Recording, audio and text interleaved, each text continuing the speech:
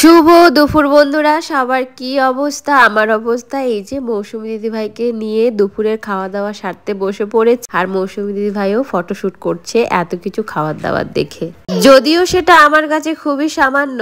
আজ তো বৃহস্পতিবার, তাই সবকিছুই কিন্তু নিরামিষ হয়েছে। আর এমন একটা দিনে মৌসুমী দিদি ভাই এসেছে যে কে আমিষ খাওয়াবো সে আর উপায় নেই।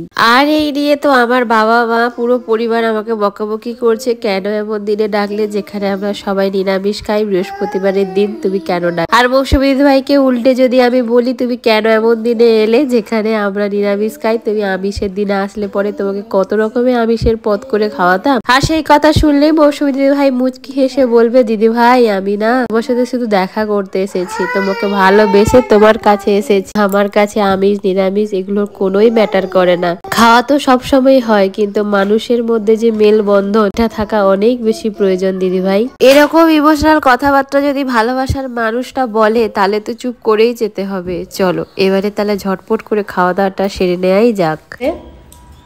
লাল আলু বাবার বাড়িতে খেতে পাচ্ছি, সৌভাগ্যের ব্যাপার।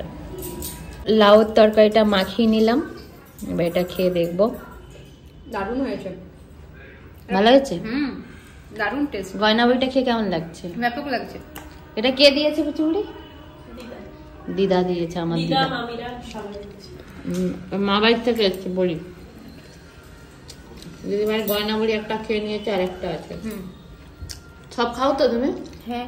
কেন? সব খাই। ভালো, কোথাও গেলে এটাই সমস্যা। হ্যাঁ, আমি আমার কোনো বাদ বিচার নেই। চলে যাচ্ছি শুক্তোতে। কুচুবুড়ি ছোট বেটু কাশছে, চলে এলাম শুক্তোতে। এই যে শুক্তোর হচ্ছে এই যে ডাঁটা, সজনে ডাঁটা খেতে খুবই ভালো লাগে।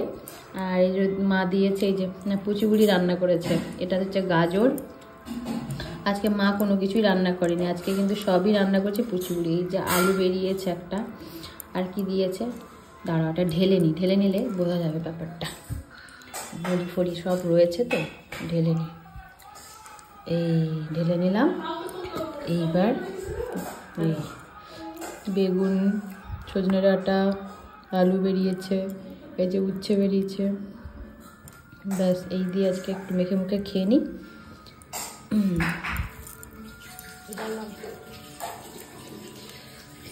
একটুখানি নিয়ে নিই উচ্ছেটা, উচ্ছে খেতে বেশ ভালো লাগে, উচ্ছেটা নিয়ে নিলাম।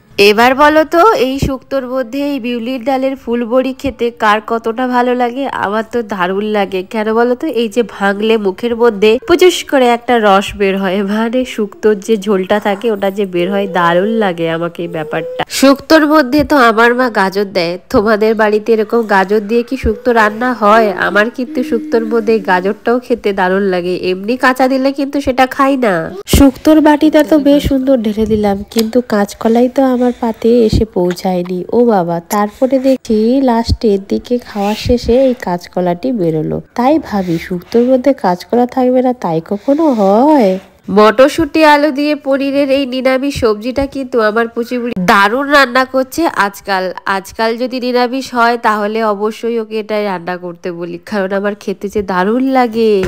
নিরামিষের দিনে বা বাড়িতে অতিথি এলেই যে বাড়িতে চাটনি হবে তার কোনো মানে নেই, কারণ মা যখন খুশি মনে হলেই এই চাটনিটি আমাকে বানিয়ে খাওয়াচ্ছে আজকাল। টমেটোর চাটনি, সাথে আছে কাজু কিশমিশ ভরপুর দেওয়া। আর একটা চেয়ে নিলাম মায়ের কাছ থেকে পাতিল লেবু, যার একদম খাট্টা টক মিশিয়ে সুন্দর করে মুখের মধ্যে চালান করে দিলাম। যা খেতে ছিল একদম টকাস টকাস, আহা আহা কি স্বাদ। তারপরে হালকা হালকা গরম পড়েছে তো, মায়ের হাতের রান্নার একটা আলাদাই মজা, জাদু রয়েছে তাই না?